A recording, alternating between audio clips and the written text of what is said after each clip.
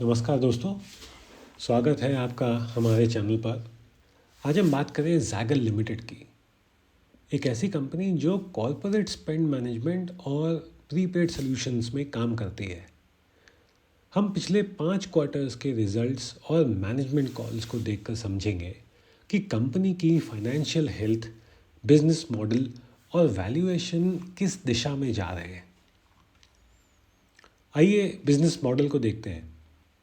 मुझे ऐसी कंपनीज अच्छी लगती हैं जिनका बिजनेस मॉडल समझना आसान हो और ज़ैगल का मॉडल बहुत साफ है। कंपनियों को स्पेंड मैनेजमेंट और डिजिटल पेमेंट सॉल्यूशंस देना ये ज़ैगल का काम है। प्रोडक्ट्स में आते हैं एम्प्लॉय बेनिफिट्स, खर्चों का रिकॉर्ड, लॉयल्टी और रिवॉर्ड्स प्रोग्राम और प्रीपेड कार्ड्स। रेवेन्यू के 3 मुख्य सोर्सेज हैं, सास यानी सॉफ्टवेयर एज अ सर्विस और प्लेटफॉर्म फीस। ये इनका हाई मार्जिन बिजनेस है। दूसरा है प्रोग्राम फीस और तीसरा प्रोपेल पॉइंट्स। रेवेन्यू और प्रॉफिट परफॉर्मेंस कैसा था, आइए बात करते हैं इनके फाइनेंशियल्स की। Q1 FY25 में रेवेन्यू था लगभग 252 करोड़। Q4 25 तक यह बढ़कर 411 करोड़ हो गया, जबकि पिछले क्वार्टर यानी Q1 FY26 में कंपनी ने 331 करोड़ कमाए, जो कि सीजनली स्लो क्वार्टर होने के बावजूद बहुत अच्छा है। एबिटा कैसा है? एबिटा लगातार 25 से 38 करोड़ के बीच रहा और मार्जिन लगभग 9 to 11% पर स्टेबल है। पैट यानी नेट प्रॉफिट बढ़कर 32 करोड़ तक पहुंचा Q4 FY25 में। मैनेजमेंट का टोन बहुत कॉन्फिडेंट और अग्रेसिव रहा है इस कॉन कॉल में। उन्होंने कहा है कि उनका लक्ष्य है default spend management infrastructure in India को बनाना और फिर ग्लोबली एक्सपैंड करना।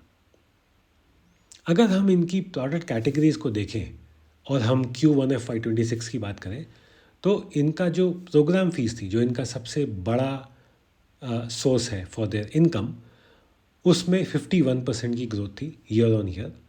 जो सास की फीस है उसमें 15% ईयर ऑन ईयर ग्रोथ है और प्रोपेल पॉइंट्स में, जो कि सबसे छोटा सेगमेंट है, 20% ईयर ऑन ईयर ग्रोथ है। यानी सास का मार्जिन तो हाई है और प्रोग्राम फीस सबसे बड़ा रेवेन्यू जनरेटर है। इंडस्ट्री और कंपटीशन पे भी मैनेजमेंट ने काफ़ी लाइट डाली है और बहुत इंटरेस्टिंग चीज़ें बताई हैं। मैनेजमेंट का कहना है कि इंडस्ट्री बहुत फ्रेगमेंटेड है और कई नए फिनटेक भी एंट्री ले रहे हैं। इंडिया में स्पेंड मैनेजमेंट इस इंडस्ट्री की ग्रोथ लगभग 15% कैगर से बढ़ रही है, ये मैनेजमेंट ने खुद बताया है। जबकि ग्लोबल ग्रोथ को देखा जाए तो वो भी 10% है। किसी भी इंडस्ट्री में ग्लोबली अगर ग्रोथ 10% है तो वो बहुत तेज़ ग्रो कर रही है। इनके कॉम्पिटिटर्स कौन है? हैपे, एनकैश और इंटरनेशनल लेवल पर SAP कनकर, ये सारी स्ट्रॉन्ग कंपनीज हैं। अच्छा, ज़ैगल की खासियत क्या है? ज़ैगल की सबसे बड़ी ताकत यह है कि ये भारत केंद्रित यानी इंडिया सेंट्रिक एक SaaS लेड प्लेटफॉर्म है, जो कि लोकल कंप्लायंस, टैक्स और पेमेंट्स को काफ़ी बेहतर तरीके से समझता है, ऐसा जो कि बहुत सारी ग्लोबल कंपनी शायद नहीं समझती। तो AI पावर्ड स्पेंड मैनेजमेंट और ज़ैगल को पायलट जैसे नए प्रोडक्ट्स इन्हें पीयर्स से अलग करते हैं। अगर आप देखें, ये कंपनी जब से लिस्ट हुई है तब से ये हर एक क्वार्टर या हर दूसरे क्वार्टर में नए प्रोडक्ट्स को लॉन्च करती रही है। इनके पास लगभग 3500 से भी ज़्यादा एंटरप्राइज क्लाइंट्स हैं, B2B, और लगभग 3.3 मिलियन प्लस एक्टिव यूज़र्स हैं। तो इतने ज़्यादा क्लाइंट्स और इतने ज़्यादा यूज़र्स होने की वजह से हर नए प्रोडक्ट को ये तेज़ी से स्केल कर सकते हैं। तो ये इनके पास एक क्रॉस सेल अपॉर्चुनिटी है। अगर आप इनके एक्विजिशंस को देखें, क्योंकि कंपनी इनऑर्गेनिकली भी ग्रो कर रही है, इनफैक्ट पिछले क्वार्टर में इन्होंने शायद 2 एक्विजिशंस किए हैं। अगर आप इनके एक्विजिशंस को देखें तो टैक्स पैनल, मोबाइल वेयर, एफिया सॉफ्ट जैसी कंपनीज को इन्होंने एक्वायर किया है, जिससे इनका इकोसिस्टम बढ़ रहा है और कंपटीशन पे इनको बढ़त मिल रही है। अपॉर्चुनिटीज़ क्या है? जैगल का आर्टिफिशियल इंटेलिजेंस यानी एआई पे डिपेंडेंस बढ़ गया है।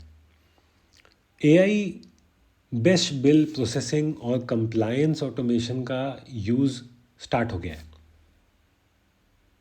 क्रॉस सेल की बहुत ज़्यादा गुंजाइश है कंपनी को, क्योंकि 3500 से ज़्यादा क्लाइंट है। इन्होंने नया प्लेटफॉर्म भी इंट्रोड्यूस किया है, जग्स यानी गिग वर्कर सॉल्यूशंस प्लेटफॉर्म।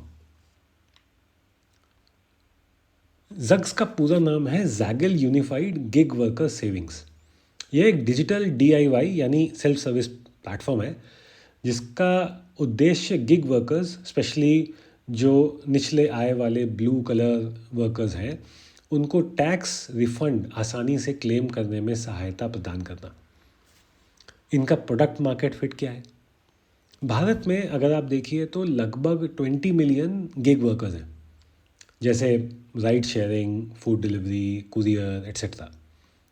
ये ऐसे वर्कर्स हैं जिनके टैक्स से टीडीएस तो कटता है, लेकिन वे अक्सर आईटी रिटर्न फाइल नहीं करते, जिसकी वजह से उन्हें टैक्स रिफंड नहीं मिल पाता। यह रिफंड कई बार उनके 1 से 2 हफ्ते के इनकम के बराबर हो सकता है, तो उनके लिए काफ़ी इम्पॉर्टेंट रकम हो सकती है ये। अगर आप इनके जग्स प्लेटफॉर्म के प्रोडक्ट फीचर्स को देखें तो उसकी क्या स्पेशलिटी है? एक तो जो मैंने बताया कि ये डीआईवाई यूज़र जर्नी है, ताकि जो गिग वर्कर है वो उसे खुद ही पूरा कर सके। इसमें दूसरी खासियत है कि ये मल्टी लैंग्वेज सपोर्ट है, यानी गिग वर्कर किसी भी स्टेट में हो, ये उनको सपोर्ट कर सकता है। और आखिरी है, आसान या सरल प्रोसेस करके रिफ़ंड क्लेम करना काफ़ी यूज़र फ्रेंडली होता है। तो बाकी अपॉर्चुनिटीज़ क्या हैं?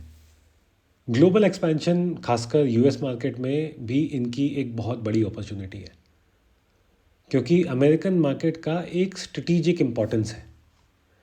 Q4 FY24 अर्निंग्स कॉल, यानी कि पिछले साल का आखिरी क्वार्टर, उसमें मैनेजमेंट ने कहा था कि वो अमेरिकन मार्केट को एक्सप्लोर कर रहे हैं, क्योंकि ये बहुत बड़ा टैम है इसमें। टैम यानी टोटल एड्रेसेबल मार्केट। उनका मानना है कि अगले 2 साल में वे इस मार्केट में धीरे धीरे एंट्री लेंगे। 2025 के एंड में जैगल ने अमेरिकी कंपनी जिसका नाम है मेश पेमेंट्स, उनके साथ एक पार्टनरशिप की।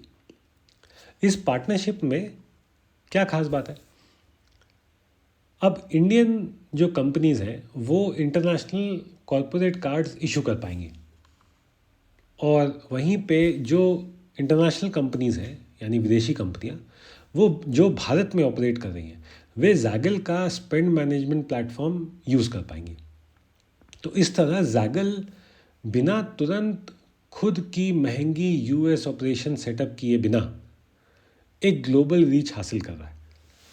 अब क्या बिजनेस में कुछ रिस्क और हेडविंड्स है? बिल्कुल है। कंपटीशन बहुत तेज़ है।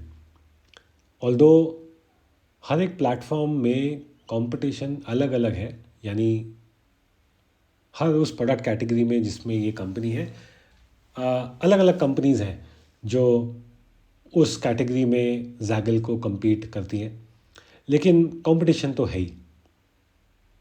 एक साथ इन्होंने कई सारे एक्विजिशन किए हैं और फ्यूचर में भी ये एक्विजिशन के लिए ओपन है, तो ऐसे में हमेशा इंटीग्रेशन रिस्क रहता है। मार्जिन, इस पे दबाव है, क्योंकि कैशबैक और इंसेंटिव बढ़ रहे हैं। रेगुलेटरी बदलाव यानी चेंजेस इन रेगुलेशंस, खासकर टैक्स और प्रीपेड इंस्ट्रूमेंट से जुड़ी गाइडलाइंस भी एक रिस्क का फैक्टर है। आइए कैश फ्लो और शेयर होल्डिंग्स के बारे में बात करते हैं। FY25 में कंपनी ने 595 करोड़ का QIP किया था।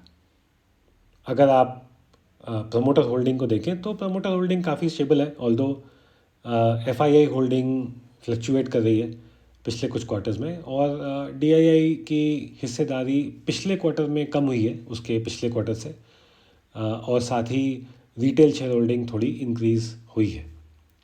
तो बहुत ख़ास एक सिंगल डायरेक्शन में ट्रेंड है बड़े इन्वेस्टर्स का, ऐसा कहना ठीक नहीं होगा। आई थिंक बड़े इन्वेस्टर्स भी पिछले 2 या 3 क्वार्टर में थोड़े जिटरी हुए हैं टुवर्ड्स दिस कंपनी। अगर आप वैल्यूएशन की बात करें तो FY25 में कंपनी का रेवेन्यू 1303 करोड़ था और पैट लगभग 88 करोड़। आप ट्रेलिंग 12 मंथ का पैट अगर देखें तो लगभग 97 करोड़ निकलता है। अगर आप मार्केट कैप लगभग 5500 करोड़ का माने तो पी रेशियो लगभग 55 पे आता है।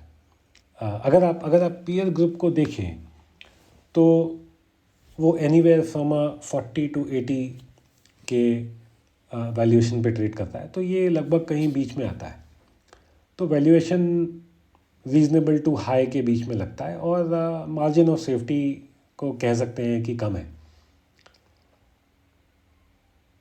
आइए देखते हैं कि कंपनी ने क्या कुछ गाइडेंस दिया है। तो Q1 FY26 की अर्निंग्स में मैनेजमेंट ने कुछ टारगेट्स हैं जो दोहराए हैं। उन्होंने रेवेन्यू ग्रोथ के लिए बोला है कि वो देखते हैं कि 35 से 40% का ग्रोथ पॉसिबल है कंपनी के लिए। इन द पास्ट उन्होंने ऐसे ही ग्रोथ गाइडेंस दिए हैं और फिर गाइडेंस को बढ़ाया भी है। इनफैक्ट पिछले साल उन्होंने गाइडेंस पहले 55% बोला था, फिर उसको बढ़ा के 57 कर दिया था, शायद उसके बाद 60+ भी कर दिया था। इस बार उन्होंने ग्रोथ गाइडेंस 35 से 40% दिया है और ये लाजमी है कि कंपनी जैसे जैसे बड़ी होगी same amount of growth rate को मेंटेन करना, प्रिजर्व करना इतना आसान नहीं होगा। एबिटा मार्जिन के लिए कंपनी ने गाइड किया है कि इस साल 10 से 11% का एबिटा मार्जिन वो बना के रखेंगे। अगर प्रोग्राम फ़ी की ग्रोथ के बारे में देखा जाए तो Q1 में सिर्फ 15% की ग्रोथ हुई है इस कैटेगरी में, लेकिन मैनेजमेंट का कहना है कि सिर्फ सीजनैलिटी और जियोपॉलिटिकल सॉफ्टनेस की वजह से ये 15% पे था। पूरे साल में जो प्रोग्राम फीस है वो रेवेन्यू की तरह 35 से 40% की जो स्पीड है वो पकड़ लेगी। अगर हम कुछ टेल विंड्स और हेड विंड्स की बात करें तो टेल विंड्स में ग्रोथ कंपनी की तेज़ है और सास कंपनी है तो मार्जिन्स हाई हैं।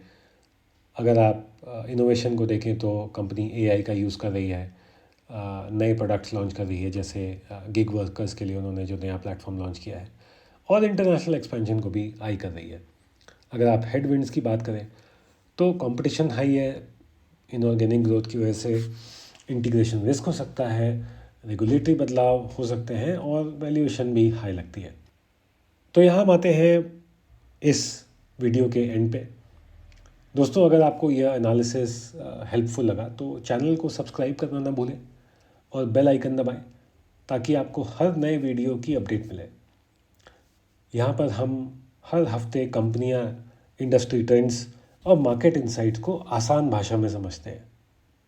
याद रखें, यह चैनल पर शेयर की गई सारी जानकारी सिर्फ एजुकेशन के लिए है। इसे किसी भी हालत में इन्वेस्टमेंट एडवाइस ना समझें। तो मिलते हैं अगले वीडियो में एक नए एनालिसिस के साथ। धन्यवाद। Thank you.